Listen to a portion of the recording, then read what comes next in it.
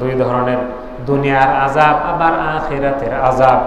দুনিয়ার আযাব হলো ভালো কাজ ভালো লাগবে না, ভালো কাজ ভালো লাগবে না, এরকম মানুষ আছে না নাই? ভালো কাজ ভালো লাগে না, কোরআন তেলাওয়াত ভালো লাগবে না, ইমানের পথে চলা ভালো লাগবে না, ইমানের কাজগুলো করা ভালো লাগবে না, ইসলামের পথে চলা ভালো লাগবে না। এটা হলো দুনিয়ার আযাব। আর আখিরাতের আযাব হলো জাহান্নামের আগুন, জাহান্নামের শাস্তি। আমরা দুনিয়ার আযাবও চাই না, আখিরাতের আযাবও চাই না।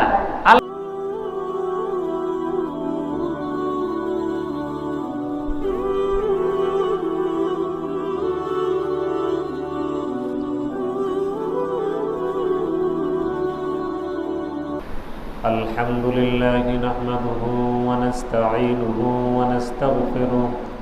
ونستغفره ونؤمن به ونتوكل عليه ونعوذ بالله من شرور أنفسنا ومن سيئات أعمالنا من يهده الله فلا مضل له ومن يضلله فلا هادي له فقد قال الله تعالى في كلامه المجيد وفرقانه الحميد فقد قال الله تبارك وتعالى في كلامه المجيد وفرقانه الحميد أعوذ بالله من الشيطان الرجيم بسم الله الرحمن الرحيم إن الله وملائكته يصلون على النبي يا أيها الذين آمنوا صلوا عليه وسلموا تسليما اللهم صل على محمد وعلى آل محمد كما صليت على إبراهيم وعلى آل إبراهيم إنك حميد مجيد اللهم بارك على محمد وعلى آل محمد كما باركت على إبراهيم وعلى آل إبراهيم إنك حميد مجيد ربنا لك الحمد حمدا كثيرا طيبا مباركا فيه لجلال وجهك وعظيم سلطانك الله أكبر كبيرا الحمد لله كثيرا سبحان الله بكرة وأصيلا الحمد لله الحمد لله الحمد لله আমরা প্রশংসা করলাম কার? বলেন আলহামদুলিল্লাহ। আমাদেরকে প্রশংসা করার তৌফিক দিয়েছেন কে? আমাদেরকে বর্তমান প্রেক্ষাপটে সবচাইতে ভালো অবস্থায় রেখেছেন কে? বলেন তো, আমরা সবচাইতে ভালো অবস্থায় আছি না মন্দ অবস্থায় আছি? ভালো অবস্থায়। বলেন আলহামদুলিল্লাহ। সম্মানিত হাজিরিন, লাইন শাকারতুম লাযিদান্নাকুম ওয়া লাইন কাফারতুম ইন্না আযাবি লাশাদীদ। আল্লাহ তাআলা বলেন, লাইন শাকারতুম, যারা আমার শুকর আদায় করে, লাইন শাকারতুম লাযিদান্নাকুম, আমি আল্লাহ তাদেরকে নিয়ামত আরো বাড়িয়ে দেই। বলেন সুবহানাল্লাহ। নিয়ামতের শুকর আদায় করলে নিয়ামত বাড়িয়ে দেন কে? নিয়ামত বাড়িয়ে দেওয়ার প্রতিশ্রুতি কোরআনে দিয়েছেন কে? লাইন শাকারতুম লাযিদান্নাকুম, লাইন শাকারতুম লাযীদান্নাকুম, নিয়ামত বাড়িয়ে দেন আল্লাহ। নিয়ামত মানে হলো ঈমানের উপর থাকার নিয়ামত। বলেন আলহামদুলিল্লাহ। পৃথিবীতে আল্লাহ তাআলা মানুষকে যত নিয়ামত দান করেছেন তার মধ্যে সবচেয়ে বড় নিয়ামত হলো ঈমান। বলেন আল্লাহু আকবার। সবচেয়ে বড় নিয়ামত কি? ঈমান। লাইন শাকারতুম লাযীদান্নাকুম, তার মানে হলো যারা আল্লাহর শুকর আদায় করবে তাদেরকে ঈমানের উপর প্রতিষ্ঠিত থাকার তৌফিক দান করবেন কে? আমরা মনে করি দুনিয়ার সচ্ছলতা না, দুনিয়ার সচ্ছলতা বড় নিয়ামত না।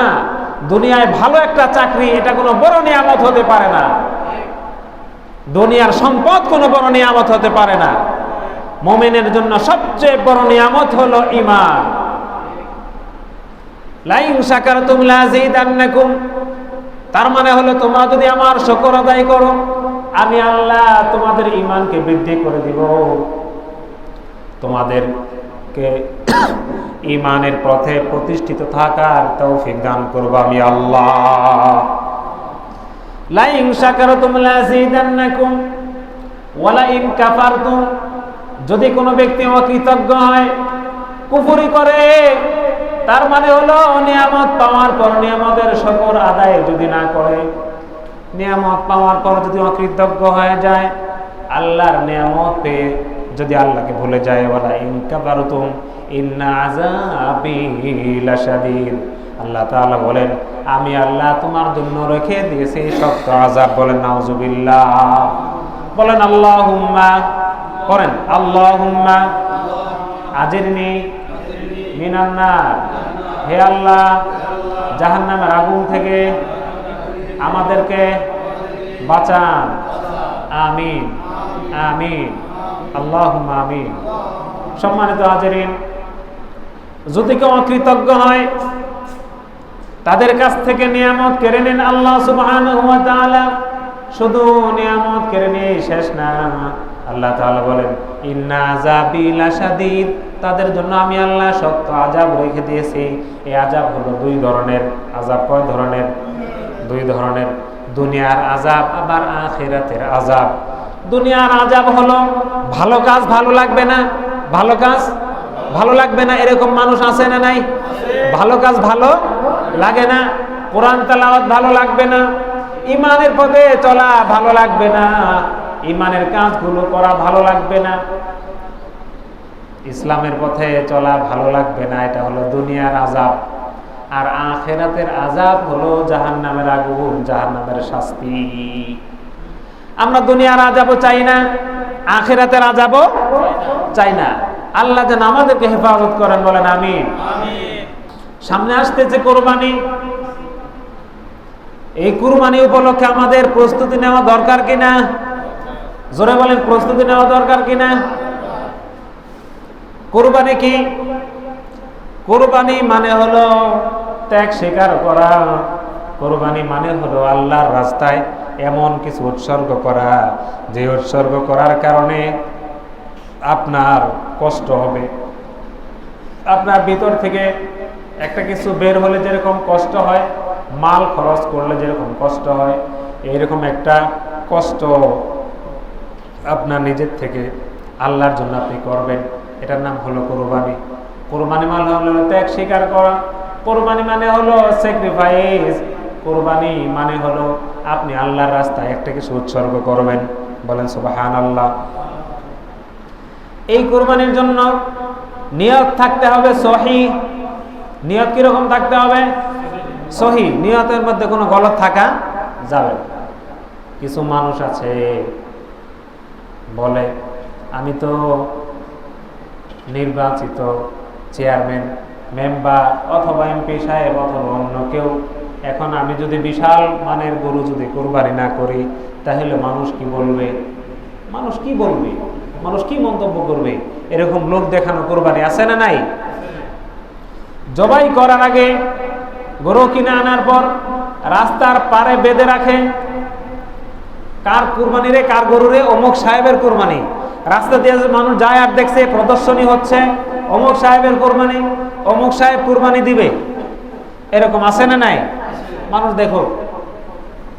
আবার কিছু মানুষ আছে সামনে নির্বাচন উপলক্ষে একটা প্রিপারেশন, একটা প্রস্তুতি, কুরবানি দিয়ে মানুষ যেন মানুষকে জানান দেওয়া যে অমুক কুরবানি দিছে। সম্মানিত হাজিরিন, এই সমস্ত লোক দেখানো আমল হলো শিরিক। লোক দেখানো আমলগুলো করা কি শিরিক? আমরা আমল করবো আল্লাহ সন্তুষ্টির জন্য। কিসের জন্য? জোরে বলেন। আল্লাহ সন্তুষ্টির জন্য। মানুষকে দেখানোর উদ্দেশ্য হতে পারে না, মানুষ দেখতেও পারে নাও দেখতে পারে, কিন্তু মূল হলো আল্লাহ সন্তুষ্টি অর্জনের জন্য কুরবানি। এই কুরবানি করার জন্য শর্ত হলো হালাল মাল হতে হবে। কি হতে হবে? জোরে বলেন। হালাল মাল। ওসি সাহেব কুরবানি করার নিয়োগ করছে। কি করার? কুরবানি করার। একটা পদের নাম উল্লেখ করলাম, ব্যক্তি উল্লেখ করে নেই, ব্যক্তির নাম সহ উল্লেখ করলে গীবত হয়ে যাবে। তো যাই হোক, একটা পদের নাম উল্লেখ করলাম। এবার 2.5 লক্ষ টাকার কুরবানি। কত টাকার? 2.5 লাখ টাকার কুরবানি। ওর বেতন কিন্তু অত না, বেতন কিন্তু অনেক কম। এবার এই কুরবানি করার জন্য এলাকার মাস্তান, চাঁদাবাজ, ব্যবসায়ী তাদের একটা লিস্ট সে করছে, করে ফোন করে করে কেমন আছেন? হ্যাঁ, আমি অমুক ওসি সাহেব ফোন করছি, একটু আসেন, দেখা টাকা করেন, আমাদের তো ইট করা লাগবে। এরকম আছে না নাই? না জেনে কথা বলছি না, বানিয়ে কথা বলছি না। বানিয়ে যদি একটা কথা বলি, আল্লাহর কাছে এটার জন্য জবাব দিতে হবে। সুতরাং এই জবাবদিহিতাকে সামনে রেখে কথা বলছি। ফোন করে করে কুরবানি দেওয়ার বাজেট হলো 2.5 লক্ষ। এবার লিস্ট যে একটা করছে, এই লিস্ট অনুযায়ী যদি কিছু আসে তাহলে সেটা আসবে 5 লক্ষ। কত লক্ষ? 5 লক্ষ। 2.5 লাখ টাকার কুরবানি, তাহলে আর 2.5 লাখ টাকা কি? আর 2.5 লাখ টাকা হলো ঈদের এভরিথিং খরচ। ঈদের মাঠে যাচ্ছে, যায় নামাজ একটা ভাঁজ করা আছে কান্দে, নামাজ তো পড়েই না, আর যেই সালাম দিতেছে আর মুসাফা করতেছে 100 টাকা নোট, 100 টাকা নোট আসতেছে, 100 টাকা নোট। বাপরে বাপ, হুজুর জানেন অমুকের ছেলে বিশাল এক চাকরি করে। কি চাকরি? যে পুলিশে চাকরি করে, পুলিশ অফিসার। খরচও করে, ব্যাপক খরচ করে। ইমাম সাহেব মুসাফা করছে 500 টাকা, মসজিদের জন্য চাঁদা চাইছে 1000 টাকা। এরপরে বলছে যে ফ্যান ট্যান এগুলা যা লাগে সব আমাকে ফোন করবেন, আমি দিয়ে দেব। আছে না নাই? জোরে বলেন, আছে না নাই? হারাম মাল দ্বারা দান সদকা করে, এটা আরেকটা কুফরি। বলেন নাউজুবিল্লাহ। হারাম মাল উপার্জন করা যেরকম হারাম, এই হারাম মাল আল্লাহর রাস্তায় সওয়াবের নিয়তে খরচ করা, এটা আরো মস্ত বড় হারাম। সুতরাং জেনে শুনে হারাম উপার্জন করে অভ্যস্ত এরকম ব্যক্তির দান অনুদান না নেওয়া সবচেয়ে ভালো। কথা বুঝতে পারছেন? আমরা তো এইগুলা লোকের জন্য পাগল, আবার বলছি, খেয়াল করেন, হারাম উপার্জন করে জেনে শুনে এরকম ব্যক্তির দান অনুদান না নেওয়া সব থেকে ভালো। এগুলো থেকে আল্লাহ যেন আমাদেরকে হেফাজত করুন, বলেন আমিন। এবার কুরবানি করতে হবে হালাল টাকা দিয়ে। হারাম টাকা দিয়ে কুরবানি করলে ওই কুরবানি আল্লাহর জন্য হবে না, কবুল হবে না। মানুষ গোশত খেতে পারবে, মানুষ এটার গোশত খাবে, গোশত শেষ হয়ে যাবে, কিন্তু এই কুরবানির দ্বারা তার আমলনামায় 1 বিন্দু পরিমাণ সওয়াব লেখা হবে না, বরং আরো গুনাহ হবে। আল্লাহ তাআলা বলেছেন, কুল ইন্না সলাতি ওয়া নুসুকি ওয়া মাহইয়ায়া ওয়া মামাতি লিল্লাহি রাব্বিল আলামিন। বলেন আল্লাহু আকবার। হে রাসূল, আপনি বলে দিন, আমার সালাত, আমার যাকাত, আমার হজ, আমার কুরবানি, এই সব কিছু বিশ্বের প্রতিপালক শুধুমাত্র কেবলমাত্র আল্লাহ তাআলার জন্য। বলেন সুবহানাল্লাহ। লিল্লাহি রাব্বিল আলামিন। এই কুরবানি কার জন্য? কুরবানি কার জন্য? আল্লাহর জন্য। মানুষকে দেখানোর উদ্দেশ্য হতে পারে না। মানুষকে দেখানোর উদ্দেশ্যে কোনো আমল করা শিরক। মানুষকে দেখানোর উদ্দেশ্যে কোনো আমল করা কি? জোরে বলেন, শিরক। এই শিরক থেকে আল্লাহ যেন আমাদেরকে হেফাজত করেন, বলেন আমিন। শুধু কুরবানি না, আপনি যদি এই উদ্দেশ্যে নামাজ পড়েন যে নামাজ পড়তেছি মানুষ আমাকে বুজুর্গ মনে করবে, ভালো বলবে, মানুষ যেন বলে যে আমি সবচেয়ে ভালো মানুষ, এরকম চিন্তা যদি থাকে, এটাও শিরক। মানুষকে দেখানোর উদ্দেশ্যে কুরবানি, মানুষকে দেখানোর উদ্দেশ্যে নামাজ, মানুষকে দেখানোর উদ্দেশ্যে দান সদকা, এসবই কুরবানি। এসব কিছু করাই হলো শিরক। এগুলোর থেকে আমাদের মুক্ত থাকতে হবে। হালাল মাল দ্বারা কুরবানি করতে হবে, হারামের স্পর্শ থাকা যাবে না। সম্মানিত হাজিরিন, সমাজের মধ্যে আমরা সবচাইতে বড় বড় কুরবানি দেওয়ার জন্য চেষ্টা করি যে প্রেস্টিজে বাজে। মানুষ যদি মনে করে যে এরকম বড় লোক কুরবানি করলো না, কেমন হবে? সুতরাং এই সমস্ত চিন্তা আমাদের মন থেকে ঝেড়ে ফেলতে হবে। আল্লাহ রাসূল সাল্লাল্লাহু আলাইহি সাল্লাম বলেছেন, বুখারীর হাদিস, ইন্নামাল আ'মালু বিন্নিয়াত, ইন্নামাল আ'মালু বিন্নিয়াত। নিশ্চয় আমল আল্লাহর কাছে সেরকম পৌঁছবে যেরকম তার নিয়ত। আল্লাহ তাআলার কাছে বান্দার নিয়ত অনুযায়ী আমল গ্রহণযোগ্য হবে। সম্মানিত হাজিরিন, কোরবানি করি আল্লাহর কাছে পৌঁছে কি? লা ইয়ানালাল্লাহু লুহুমুহা ওয়ালা দিমাউহা ওয়ালাকিন ইয়ানালুহু তাকওয়া মিনকুম। বলেন আল্লাহু আকবার। আল্লাহ তাআলা বলতেছেন, তোমরা যে কোরবানি করো, তোমাদের কোরবানি করার রক্ত মাংস কিছুই আমার কাছে পৌঁছে না। আমরা জবাই করি, আমরাই খাই, আমরাই এটা ব্যবহার করি। আল্লাহ তাআলা বলতেছেন, আমার কাছে পৌঁছে হলো তাকওয়া। তাকওয়াটা কি ভাই? তাকওয়া হলো আল্লাহ ভীতি, তাকওয়া হলো আল্লাহর ভয়, তাকওয়া হলো আল্লাহর ধ্যান খেয়াল নিজের মনের মধ্যে থাকা, তাকওয়া হলো হারাম কাজ থেকে নিজেকে সেভ করে রাখা, তাকওয়া হলো আল্লাহর পথে নিজেকে উৎসর্গ করা, তাকওয়া হলো আল্লাহর হুকুম অনুযায়ী জীবনকে পরিচালিত করবার চেষ্টা করা, তাকওয়া হলো মানুষের অভিশাপ থেকে, মানুষের বদদোয়া থেকে নিজেকে সেভ করা, তাকওয়া হলো নিজের দ্বারা অন্য কাউকে জুলুম না করা, তাকওয়া হলো মিথ্যা সাক্ষী না দেওয়া, তাকওয়া হলো যারা মিথ্যুক তাদেরকে সমর্থন না করা, তাকওয়া হলো যারা অন্যায়কারী তাদেরকে সাপোর্ট না করা। তাকওয়া বলতে আমাদের সামাজিক ব্যাখ্যা যেটা, সেটা আমরা মনে করি সুন্দর একটা পাঞ্জাবি, ভালো একটা রুমাল, দাড়িটারি খুব সুন্দর, জাকজিক্য দেখতে চকচকা, হ্যাঁ, এরপরে নিচের দিকে যে চাইছে বাবা, উপরের দিকে আর চায় না, ডান বাম আর দেখে না, আছে না নাই? বাপরে বাপ, বুজুর্গ নামাজও পড়ে, ইশরাক, আওয়াবিন, তাহাজ্জুদ, সকল নফল নামাজ যা আছে সব পড়ে। শুধু এগুলোর নাম তাকওয়া না, তাকওয়ার যে কাজ আছে এই কাজের একটা পার্ট হতে পারে, এটা পুরোপুরি তাকওয়া না। তাকওয়া, তাকওয়া এটা আরবি শব্দ, এটার বাংলা হলো সতর্কবান ব্যক্তি। বলেন সুবহানাল্লাহ।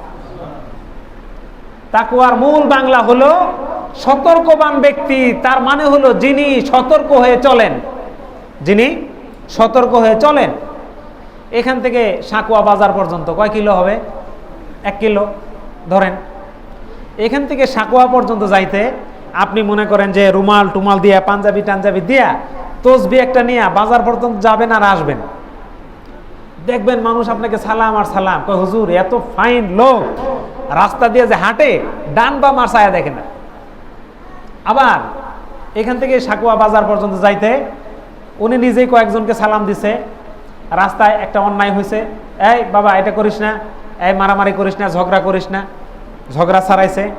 এরপরে আবার মনে করেন যে ছাগল ওই দড়ি ছুটে যায় আরেকজনের কি খেত খাইছে, ওইখান থেকে টাইনা আনছে, ওটার গাছের সাথে বাঁধছে।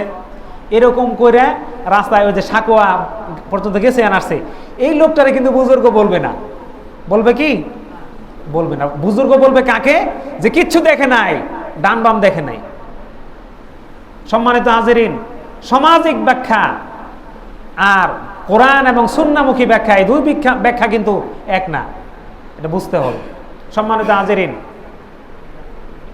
তাকওয়াবান হলো ওই ব্যক্তি, যে ব্যক্তি এখান থেকে সাকুয়া বাজার পর্যন্ত গেলেন, রাস্তায় মানুষকে সালাম দিলেন, কেউ সালাম দিলে সালাম গ্রহণ করলেন, আবার রাস্তায় ঝগড়াও মিটাইলেন, সমস্যা সমাধান করলেন, মানুষকে পরামর্শ দিলেন। ওই যে ছাগল ছিঁড়ে যে চলে গেল, মানুষের খেত খাইলো, ওই ছাগলটা এনে বেঁধে দিলেন। যেই মানুষটা সব সাইড খেয়াল করে বাজার পর্যন্ত গেলেন আর আসলেন, এই লোকটা হলো তাকওয়াবান। বলেন সুবহানাল্লাহ। তাকওয়া কোনো লেবাসের ভিত্তিতে তাকওয়া হতে পারে না। আল্লাহ রাসূল সাল্লাল্লাহু আলাইহি ওয়াসাল্লাম বলেছেন, হাদিসটি হযরত আবু হুরায়রা রাদিয়াল্লাহু তাআলা আনহু বর্ণিত। হযরত আবু হুরায়রা রাদিয়াল্লাহু তাআলা আনহু থেকে বর্ণিত, মুসলিম শরীফের হাদিস। আল্লাহ রাসূল সাল্লাল্লাহু আলাইহি ওয়াসাল্লাম বলেন, ইন্নাল্লাহা লা ইয়ানজুরু ইলা সুওয়ারিকুম, ইন্নাল্লাহা লা ইয়ানজুরু ইলা সুওয়ারিকুম ওয়ালাকিন ইয়ানজুরু ইলা কুলুবিকুম ওয়া আমালিকুম। আল্লাহ তাআলা তোমাদের বাহ্যিক কোনো সূরত, বাহ্যিক কোনো আমল আল্লাহ তাআলা দেখেন না। ইলা কুলুবিকুম, আল্লাহ তাআলা দেখেন তোমাদের অন্তর। ওয়া আমালিকুম, আর আল্লাহ তাআলা দেখেন তোমাদের বাস্তব কাজ, যে কাজটা করা দরকার এই কাজটা করে কিনা। দুই ব্যক্তি ঝগড়া লাগছে, মুসলমানের মধ্যে ভুল বুঝাবুঝি আছে না নাই? জোরে বলেন, আছে না নাই?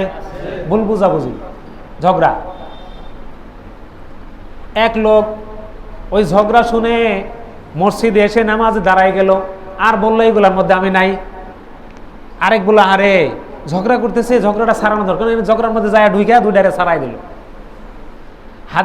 হাদিসের দৃষ্টিকোণ যদি আপনি বিশ্লেষণ করেন, কোরআন যদি বিশ্লেষণ করেন, ওই লোক হলো উত্তম ব্যক্তি, যে ব্যক্তি ঝগড়া ছাড়াইলো, যে ব্যক্তি ঝগড়া ছাড়াইলো। কিন্তু সমাজ কি বলে? আমাদের সমাজ বলে ওই লোকটা উত্তম, যে লোকটা মসজিদে ঢুকলো। ঠিক না বে ঠিক? জোরে বলেন, ঠিক না বে ঠিক?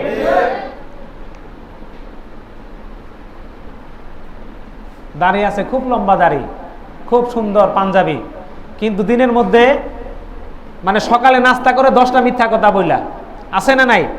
10টা মিথ্যা কথা না বলে তার নাস্তা হয় না। আবার আরেক লোক আছে, দাড়িও নাই, মুছো নাই, সব শেপ টেপ করা, পাঞ্জাবিও অত সুন্দর না, কিন্তু মিথ্যা কথা বলা সাপোর্ট করে না, পছন্দ করে না, আছে না নাই? আপনি বিশ্লেষণ করেন কোন ব্যক্তি উত্তম। সম্মানিত হাজিরিন, যিনি মিথ্যা কথা বলেন না, যিনি সত্য পথে চলেন, যিনি হালাল খাবার জন্য চেষ্টা করেন, তিনি হলেন উত্তম ব্যক্তি। বলেন সুবহানাল্লাহ। সম্মানিত হাজিরিন, সমাজ কিন্তু উত্তম তাকে বলবে যার জাকজিক্য দেখতে সুন্দর। সম্মানিত হাজিরিন, শুধু সমাজ কি বলে, মানুষ কি বলে, এইগুলো দেখলে আমাদের হবে না। আমাদের দেখতে হবে কোরআন এবং সুন্নাহ কি বলে, আল্লাহ কি বলেছেন, রাসূলুল্লাহ সাল্লাল্লাহু আলাইহি সাল্লাম ব্যাখ্যা কি করেছেন, রাসূলুল্লাহ সাল্লাল্লাহু আলাইহি সাল্লাম সাহাবায়ে কেরামদেরকে নিয়ে কোন আমলটি করেছেন, সেটা আমাদের দেখতে হবে। ঠিক কিনা? সম্মানিত হাজিরিন, আমার কথা বলার উদ্দেশ্য বাহ্যিক চাকচিক্য এগুলোকে তুচ্ছ করা নয়। বাহ্যিক আমল আপনি থাকবেন, এটা ভালো। এটা ভালো কখন? যখন আপনার ভিতরের আমলটা সুন্দর হবে। যখন আপনি মিথ্যা কথা ছেড়ে দিবেন, তখন আপনার বাহ্যিক যত আমল ভালো হবে তত সুন্দর হবে, অসুবিধা নাই। আপনি মিথ্যাও বলতেছেন, আবার রং চকচকা, এই রং দিয়ে কি হবে? গাড়ির ইঞ্জিনটা যদি ভালো না থাকে, বডি যদি সুন্দর থাকে, চেয়ারগুলি ভালো, গাড়ির ইঞ্জিনটা চলে না, এই গাড়ি ঢাকা যাবে? কথা বলে না, যাবে গাড়ি? কেন যাবে না? গাড়ির ইঞ্জিনটাই তো ভালো না। আর ইঞ্জিন যদি ভালো থাকে, বডি যদি একটু ছাল চামড়া যায়াও থাকে, সমস্যা নাই, গাড়ি কিন্তু যাবে। আমার কথা বলার উদ্দেশ্য হলো আমাদের ঈমান যেন ভালো থাকে, আমাদের আমল যেন সুন্দর হয়, আমরা যে আমলটি করি এই আমলটি যেন কোরআন এবং সুন্নাহ অনুযায়ী হয়। তা আসুন আমরা কোরবানি করব, কোরবান নিয়ত হতে হবে আল্লাহর জন্য। কার জন্য? জোরে বলেন, আল্লাহর জন্য। কাউকে দেখানোর উদ্দেশ্য নয়, কাউকে শোনানোর উদ্দেশ্য নয়। সম্মানিত হাজিরিন, অনেকেই টাকা বাঁচাইতে চায়, টাকা বাঁচাইতে যায় মানে কুরবানিও করবে বড়, টাকাও বাঁচাইতে হবে। তাহলে কি কয়, বাজা গরু একটা নিয়ে আসবি, বাজা গরু, বাঞ্জি গরু, মানে যেটা ওই যে বাচ্চা টাচ্চা হয় না, এরকম আছে না নাই? বাজা গরু কিনা নিয়ে আসবেন, কুরবানি হবে, কিন্তু আপনি যদি একটু মাসলা বিশ্লেষণ করেন তাহলে এটা কিন্তু মিলে না। ব্যাখ্যা দিব ব্যাখ্যা, কারণ ভুলে আপনারা এই ভুলটা করতে পারেন, সম্ভাবনা আছে। আচ্ছা বলেন তো, ষাঁড় গরুর কি কখনো বাচ্চা হয়? হবে? ষাঁড় গরুর পেটে থেকে কখনো বাচ্চা হবে না। আর গাভী গরুর হবে। তাহলে দুইটা জাত, দুইটা না একটা? দুইটা জাত, দুইটা। আচ্ছা, যেই গাভীটার বাচ্চা হওয়ার কথা, এটার যদি বাচ্চা না হয় দীর্ঘদিন, এটা কি রোগ না সুস্থ? জোরে বলেন, রোগ। মাসলা কিন্তু আপনার কাছে চলে গেছে এখন, আপনি কিন্তু বলছেন রোগ। হাদিসে আসছে যেই পশুটা আপনি কুরবানি করবেন এটা সম্পূর্ণ সুস্থ হতে হবে। বলেন সুবহানাল্লাহ। এবার হাদিস দিয়ে, দলিল দিয়ে আপনি বলেন, আপনি যে বাঞ্জা গরু কিনে আনলেন এটা কি ঠিক না ব্যাঠিক? ফতোয়া আমি দিলাম না, ফতোয়া আপনাদের কাছে। আপনারা যে কিছুই বুঝেন না তা কিন্তু না, আপনারা কিন্তু বুঝেন, জ্ঞান বুদ্ধি আছে, কিন্তু বিবেক আছে আপনাদের। সুতরাং ওই বাঞ্জি আনার দরকার নাই। ওই বাছুর ঘাস খাওয়া দরকার, ওটা কিনেন, অসুবিধা নাই তো, সমস্যা কি? আপনি বাঞ্জি আনতে হবে কেন? ওটা গোস্ত খাওয়ার জন্য এমনি জবাই হবে, ওটা আপনি কুরবানি করার জন্য আনবেন না। বলেন সুবহানাল্লাহ। আনলে কুরবানি হবে না এই ফতোয়া আমি দিলাম না, কারণ ফতোয়া একটা দিলে প্যাঁচ লেগে যাবে। এটার পক্ষেও কিছু লোক আছে এলোমেলো লাগাই দিবে, এই জন্য আমি সেটা বলতেছি না। আপনি একবারে নিষ্কলঙ্ক আনবেন, হাদিসে যেটা আছে। বলেন সুবহানাল্লাহ। ষাঁড় গরু কিনে আনেন, আপনি বলদ আনেন, এরপরে যেগুলো চলছে, আপনি গরু কেনার সামর্থ্য নেই, আপনি খাসি কিনেন, ছাগল কিনেন, ভেড়া কিনেন। সম্মানিত হাজিরিন, এই বিষয়গুলি আমাদের খেয়াল করতে হবে।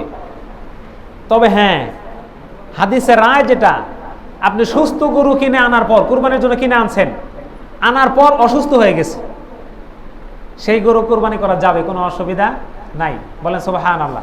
এটা আল্লাহ আপনাকে ইহসান করেছেন। বলেন সুবহানাল্লাহ। মাসলা যদি এমন থাকতো যে কুরবানি করা যাবে না, তাহলে আপনাকে আরেকটা কুরবানি কিনে দিতে হতো। তাহলে একটা আনছেন, অসুস্থ হয়ে গেছে, আরেকটা কিনে এনে দিবেন, তাহলে এটা কি জুলুম হলো কিনা? জোরে বলেন, জুলুম হলো কিনা? আল্লাহ তাআলা তার বান্দার প্রতি জুলুম করেন না, বরং ইহসান করেন। বলেন সুবহানাল্লাহ।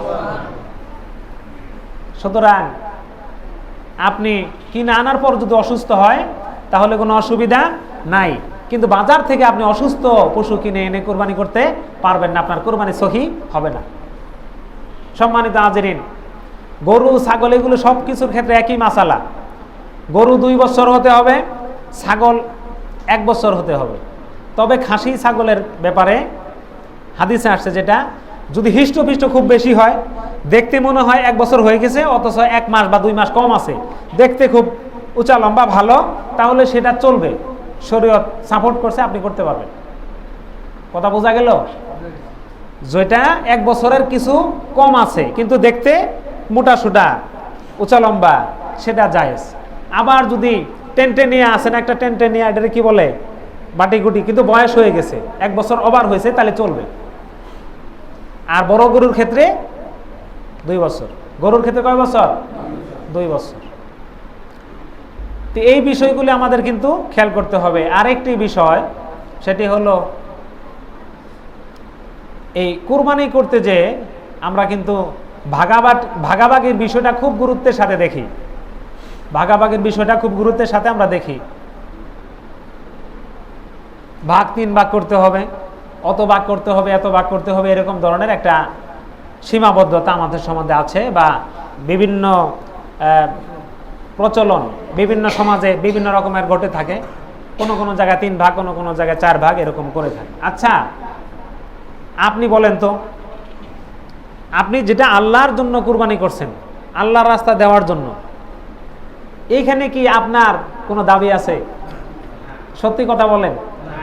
আল্লাহর জন্য মনে করেন আপনি দান করে দিলেন, টাকা মসজিদে দিয়ে দিয়েছেন, 5,000 টাকা দিয়ে দিয়েছেন, এটার প্রতি আপনার কোনো দাবি আছে, অধিকার আছে, হক আছে? কোনো কিছু নাই, আপনি তো দিয়ে দিছেন। তো কুরবানিটা কি করছেন? রাখছেন না দিয়ে দিয়েছেন? বলেন।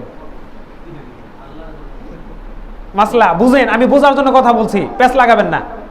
আমার কোনো মাসলা শোনার পরে যদি আপনাদের পেঁচ লাগে আমাকে জিজ্ঞেস করবেন, সলিউশন আমার কাছে। এটা অন্যের কাছে সলিউশন নেবেন, মিলবে না। কোনো বক্তব্যকে মাঝখান থেকে কাটিং করে যদি আপনি কাউকে শোনান, বক্তব্য বিকৃত হবে, ঠিক হবে না। আল্লাহর হস্তে এই কাজগুলি করবেন না। রাজি আছেন? আমার বক্তব্য শোনার পর কারো যদি পেঁচ লেগে যায়, অসুবিধা লাগে, আমার কাছে জিজ্ঞেস করবেন, সমাধান আমার কাছ থেকে নেবেন। অন্যজন এটা সমাধান দিবে না, দিতে পারবে না, আর তার দেওয়া ঠিকও হবে না। আবার বলছি, যেই কুরবানিটা আপনি আল্লাহর রাস্তায় করে ফেলছেন, দিয়ে ফেলছেন, এইখানে আপনার কোনো দাবি, আপনার কোনো অধিকার, আপনার কোনো হক এইখানে আছে? কথা বলে না যে কই আবার কোন বিপদে পড়ি। আপনি আল্লাহর জন্য করছেন, আল্লাহর জন্য দিয়ে দিছেন, এইখানে আপনার কোনো দাবি আছে? সুতরাং আপনার কোনো দাবি নাই, এটা তো অন্যের। আল্লাহ আপনাকে এইখান থেকে খাওয়ার সুযোগ দান করে ইহসান করেছেন, বলেন সুবহানাল্লাহ। কথা বুঝছেন কিনা? আপনি কুরবানি করছেন, দিয়ে দিছেন, শেষ। এইখানে আপনার খাওয়ার অনুমতি দিয়ে আপনাকে ইহসান করেছেন কে? আল্লাহ। এখন আমরা বলতেছি 3 ভাগ করা লাগবে। ওরে বাপ রে বাপ, 3 ভাগের কোনো হাদিস নাই, 4 ভাগের কোনো হাদিস নাই। কয় ভাগ করতে হবে এটার কোনো কি নাই, হাদিস নাই। এগুলো কোনো হাদিস সম্মত না।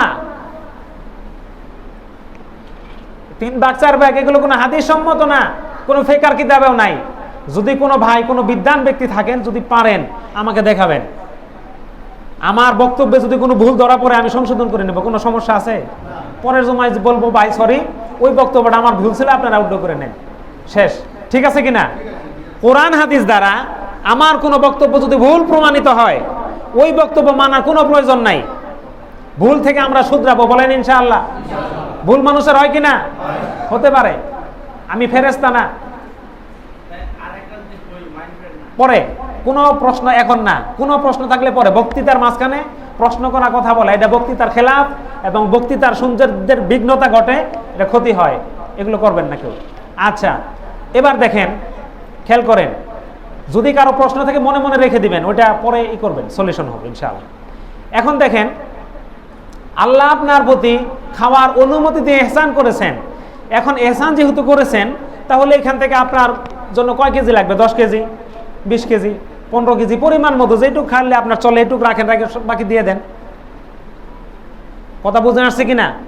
আপনি যদি সঠিক হাদিসের অনুসরণ করেন, সঠিক মাসলার অনুসরণ করেন, আপনার খাইতে কি লাগবে, কতটুকু প্রয়োজন, অতটুকু রেখে আপনি বাকিটা দিয়ে দেন।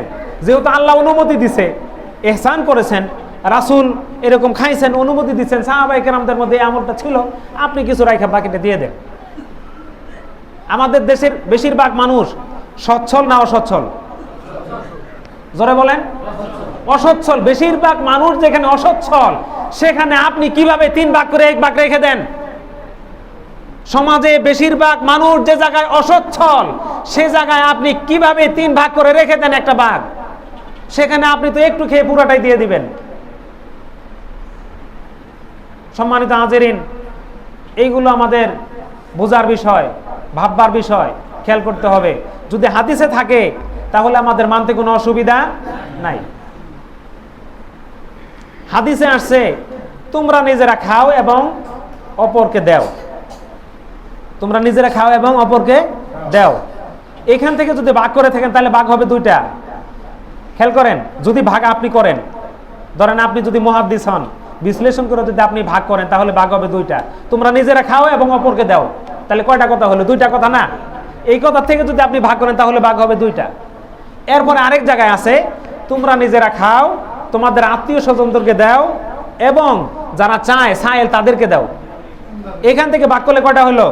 3টা। আরেকটা জায়গায় আছে যে তোমরা নিজেরা খাও, তোমরা তোমাদের আত্মীয় স্বজনদেরকে দাও এবং তোমাদের প্রতিবেশীদেরকে দাও। কয়টা হলো? 3টা। আরেকটা জায়গায় আছে যে যারা চায় না তাদেরকেও দাও। ওই হাদিসের ব্যাখ্যা করলে হবে 4টা। কথা বোঝা গেল? তাহলে কয়টা আছে? আপনি যদি বিশ্লেষণ করে নিজেরা ভাগ করেন তাহলে 2টা, 3টা, 4টা। তাহলে নির্দিষ্ট আপনি 3 ভাগ, 2 ভাগ, এই 4 ভাগ এগুলো কই পাইলেন? সুতরাং নাই। আপনি নিজের প্রয়োজনীয় যেটা না নিলে না হয় ওইটা রেখে বাকি সবটাই দিয়ে দেন। হাদিসের আমল এটা হলো সহি। আপনি যে ওই যে হজ করতে গেলেন, খেয়াল করেন, মাসলা খেয়াল করেন, আপনি যে হজ করতে গেলেন, হজ করতে যায় কুরবানি করছেন কিনা? কথা বলে না। যারা হজ করতে যাবেন কুরবানি করবেন কিনা যায়া? কথা বলে না। নাকি নিয়ত নাই? হজেরই নিয়ত নাই নাকি? আমার তো আরো নিয়ত আছে, আল্লাহ হজ করাইছে, আরো নিয়ত আছে যাওয়ার। আল্লাহ যেন কবুল করেন, বলেন আমিন। এখন হজ করতে যাই ওইখানে আমরা কুরবানি করব কিনা? জোরে বলেন, করব কিনা? এখন ধরেন 3 ভাগ, ওইখানে তো 3টা ভাগ হয়েছে, 1 ভাগ কোথায়? আপনি নিয়ে আসলেন না কেন? কই আপনার ভাগটা? আনছেন, ভাগ আনছেন। সুতরাং ওইখানে আপনি কুরবানি করে দিয়ে দিয়েছেন কিনা? কথা বলে না। দিয়ে দিয়েছেন কিনা? আরো যারা যাবেন দিয়ে দিবেন কিনা? নাকি 3 ভাগের 1 ভাগ নিয়ে আসবেন বাংলাদেশে? সুতরাং সৌদি আরবের মাসলা একটা, এইখানে আসলে মাসলা আরেকটা নাকি? কি মাসলা 2টা না কি? ওইখানে যেহেতু কুরবানি করে দিয়ে আসছেন, তাহলে এইখানে কুরবানি করে কেন রাখতেছেন? ওইখানে কুরবানি করে দিয়ে আসলেন হজের সময়, আর এইখানে আপনি হজের সময় না, আপনি হজ করতেছেন, আপনি কুরবানি করে রেখে দিলেন। পাইলেন কোথায়? হাদিসে পাইলে করেন, অসুবিধা নাই। কোরআনে থাকলে করেন, কোনো আপত্তি নাই আমার। কিন্তু যদি না থাকে তাহলে কেন আপনি বাধ্য করে, প্রতিবন্ধকতা সৃষ্টি করে, আপনার পাশের বাড়ি সে 2 টুকরা গোশতের জন্য বাড়ি বাড়ি ঘুরতেছে, আর আপনি 3 ভাগের 1 ভাগ রেখে দিলেন? এটা কেন করলেন আপনি? আপনি কি কিনা খাওয়ার কি সমর্থ আপনার নাই? জোরে বলেন। যিনি কুরবানি দিল, যিনি জবাই করলেন কুরবানি, 1.5 লাখ টাকার গরু যিনি কুরবানি করলেন, উনি কি 500 টাকা 1000 টাকা কেজি গোশত কিনা খাওয়ার যোগ্যতা ওনার নাই? যদি থেকে থাকে তাহলে তিনি কেন ভাগ করে ফ্রিজে রেখে দিলেন? এই কুরবানি তো তার জন্য যার যোগ্যতা নাই, যার ক্ষমতা নাই, সে পাবে, তার হক এটা। এই যে কুরবানি উপলক্ষে ফ্রিজের দাম বেড়ে গেছে, বাড়ছে কিনা? জোরে বলেন, বাড়ছে কিনা? যারা ফ্রিজের শোরুমের মালিক ওরা কিন্তু জানে যে এখন ফ্রিজ বেচা কিনি হবে। 35,000 টাকার ফ্রিজ এবার 40,000 টাকা, 40,000 টাকা 47,000, 47,000 যেটা 55,000 টাকা। বাড়ছে কিনা? বেড়ে গেছে, কারণ ফ্রিজের বেচা কিনি বেড়ে গেছে। তাও আবার ডিপ ফ্রিজ বেশি। কোন ফ্রিজ? Deep fridge. সম্মানিত হাজিরিন, এগুলো বন্ধ করতে হবে। ফ্রিজ না, ফ্রিজিং করা দরকার নাই, আপনি ছেড়ে দেন।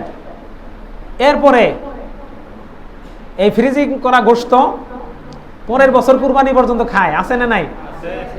এই যে এখনো পাওয়া যাবে। এখন তাড়াহুড়া করে বের করে ফ্রিজের গোশতগুলো গত বছরের শেষ করতেছে, আর বলতেছে এই যে ঈদের চাঁদ উঠলে এই কুরবানির গোশত খাওয়া যাবে না।